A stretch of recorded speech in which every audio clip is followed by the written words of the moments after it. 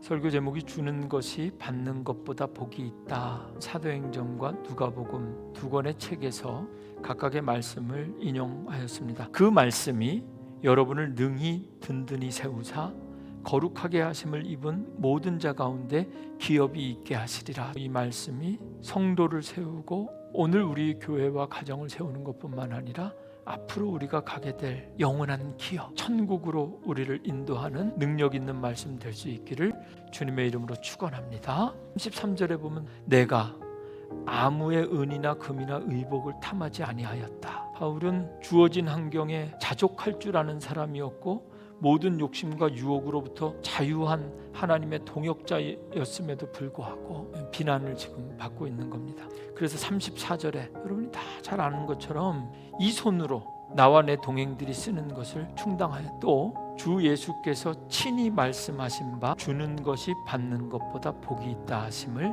기억하여야 할지니라.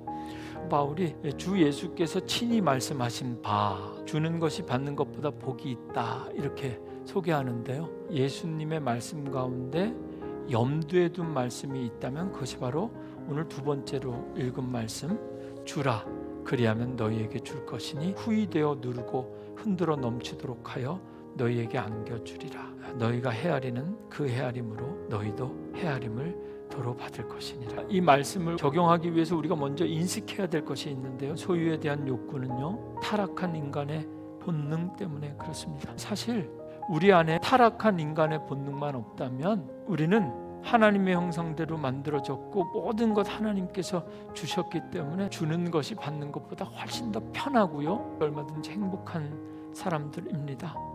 주는 것이 받는 것보다 복이 있다는 말씀을 우리 삶 속에 제대로 적용하고 체험하기 위해서는요 우리 안에 죄악된 본성을 싸워서 이기고 하나님의 형상을 회복해야 됩니다. 그리고 그 본성에서부터 나오는 보상에 대한 심리, 시험을 이겨야 됩니다. 주는 것이 받는 것보다 복이 있는 삶을 살 때 우리가 기억해야 될 것이 몇 가지 더 있는데요. 무엇을 어떻게 줄 것인가? 여러분들이 가진 것 가운데 작은 것부터 나누고 베풀 수 있는 훈련을 시작해야 됩니다. 복이 있는 삶을 살려면 작은 것부터 말 한마디, 표정 하나, 미소 하나부터 내가 받는 것보다 주는 것이 복이 있다는 것을 실천해야 됩니다. 그리고 줄 수 있는 가장 큰 것은 복음입니다. 예수 그리스도의 이름이 복음입니다. 십자가가 복음입니다. 누구든지 전할 수 있고 전해야 하는 것. 이 예수 그리스도의 이름과 복음을 전하기만 하면 주는 것이 받는 것보다 정말 복되다는 것을 까무라치게 경험할 수 있을 겁니다. 우리 삶의 모든 영역에서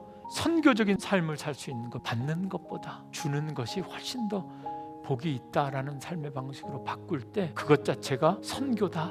선교를 통해서 주는 것이 받는 것보다 복이 있다는 말씀을 제대로 실천하고 체험하는 교회가 되기를 기도하고 있습니다. 주는 것이 받는 것보다 복이 있다는 말씀을 그대로 믿고 참된 기쁨과 행복을 누리십시오. 구원의 즐거움이 회복될 겁니다. 마르지 않는 은혜가, 풍성한 하나님의 은혜가 그 누구도 빼앗을 수 없고 그 무엇도 대신할 수 없는 정말 귀하고 값진 은혜라고 믿습니다.